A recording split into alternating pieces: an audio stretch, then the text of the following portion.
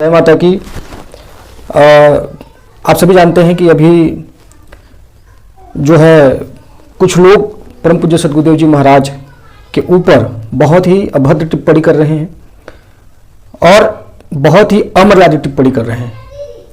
एक मथुरा के पंडित है प्रशांत महाराज, जो कि इतनी अनर्गल बातें कर रहे हैं कि मैं उनको बताना चाहता हूँ कि सबसे पहले तो तुम्हें ज्ञान नहीं है। ज्ञान होता तो इस तरीके की बातें आप नहीं करते।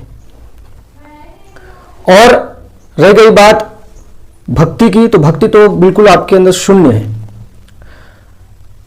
परम पूज्य सद्गुरुदेव जी महाराज को सही तरीके से तुम जाने नहीं हो, उसके बाद उसके बारे में इस तरीके की टिप्पणी करना, अमर्यादित टिप्पणी करना, गलत टिप्पणी करना, गलत बातें करना, यह आपको शोभा नहीं देता। तुम जानते क्या है उसके बारे में? खुद तो बंदर जैसे दिख रहे हो और परम पूज्य सद्गुरुदेव जी महाराज को लाल बंदर कर उसको अपमानित कर रहे हो। अपनी शक्ल देखी है, दोनों गाल लाल हो चुके हैं, बंदर जैसे शक्ल है तुम्हारी। उसके बाद अगले को तुम बोल रहे हो। मैं भाषा बोलने के लिए मैं विवश हो गया हूं, क्योंकि जिस तरीके से तुमने टिप्पणी की है, जिस तरीके से तुमने बात रखी है, बात रखने की एक शैली होती है जो तुम्हारे अंदर नहीं है। अपने आप को ज्ञानी मानते हो, अपने आप को बुद्धिजीवी मानते हो, अपने आप को ज्ञानवान मानते हो, तो ज्ञानी व्यक्ति इस तरीके की बातें नहीं करते।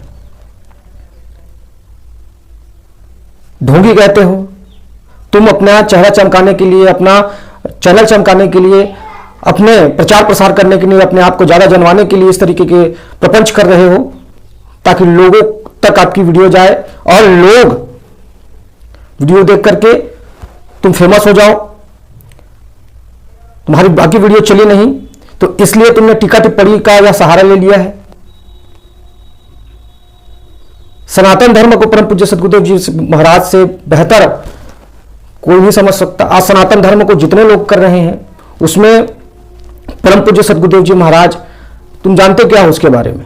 आज लाखों लाखों लोग नशा मुक्त हो चुके हैं, मांसाहार मुक्त हो चुके हैं, जो अपने जीवन में कभी अपने आप को असहाय निर्बल समझते थे, आज परम पूज्य सद्गुरुदेव जी महाराज की कृपा आशीर्वाद से अपने आप को वो सबल समझ रहे हैं। समाज के बीच में जीवन जीने के लिए वो तैयार हो गए हैं, परिवार का भरण पोषण कर रहे हैं। परम पूज्य सद्गुरुदेव जी महाराज एक योगी हैं, तपस्वी हैं, एक ऋषि हैं, और ऋषि के लिए इस तरीके से अमर्यादित टिप्पणी। परम पूज्य सद्गुरुदेव जी महाराज किसी भी अगर बात को रखते हैं, तो किसी भी बात को रखने से पहले उनके बारे में सोचते हैं, विचारते हैं, उसके बाद रखते हैं। तुम खुद ज्ञान रखते नहीं हो और इस तरीके से परम पूज्य सद्गुरुदेव जी महाराज के बारे में अनर्गल टिप्पणी कर रहे हो, और रह गए उसकी दाढ़ी के बारे में टिप्पणी कर रहे हो कि दाढ़ी काली क्यों। मुझे लगता है तुमको तो जलन हो गई कि तुम्हारी नहीं है, तुम गमछे बांधे रहते, लगता है तुम टकले हो। परम पूज्य सद्गुरुदेव जी महाराज ने कहा कि मां भगवती जो है वो पूर्ण है, वो ही हमारी आत्मा की जननी है, समस्त जीवों की जननी है, समस्त ब्रह्मांडों की जननी है। तो इसलिए राधा रानी की भी जननी है, और तुम केवल ज्ञान रखते हो। परम पूज्य सद्गुरुदेव जी आत्मज्ञानी हैं, ज्ञानी से भी ऊपर है। तुमने अपने आत्मा को देखा है क्या? तुम्हें तो ज्ञान नहीं है, और केवल चंद पुस्तकें पढ़ लेने के बाद तुम इस तरीके से टिप्पणी कर रहे हो, महामूर्ख जैसी बातें कर रहे हो और दूसरों को महामूर्ख बोल रहे हो। महामूर्ख तुम हो जो इस तरीके से समझ नहीं रहे हो। परम पूज्य सद्गुरुदेव जी महाराज से आज से 20 साल 25 साल पहले भविष्यवाणी कर रखी है, और सभी भविष्यवाणी उनकी सत्य हुई है। आज जो चुनौती परम पूज्य सद्गुरुदेव जी महाराज, जो तुम बोलते हो ना चुनौती दे रहे हो, चुनौती नहीं, परम पूज्य सद्गुरुदेव जी महाराज ने ससम्मान सभी लोगों को आज से कई साल पहले भविष्य चुनौती देते आ रहे हैं कि अगर किसी में शक्ति सामर्थ्य हो तो मेरी कही हुई बातों को झुठला दे या मेरे सामने आए, शास्त्रार्थ करें। एक ऐसा आयोजन हो जिस आयोजन में समस्त बुद्धिजीवी वर्ग हो, समस्त लोग हो, समस्त मीडिया हो, और समस्त धर्माचार्य हो, योगाचार्य हो और आए और अपनी बात रखे और गलत बता करके उस बात को बताए। अगर मैं उसको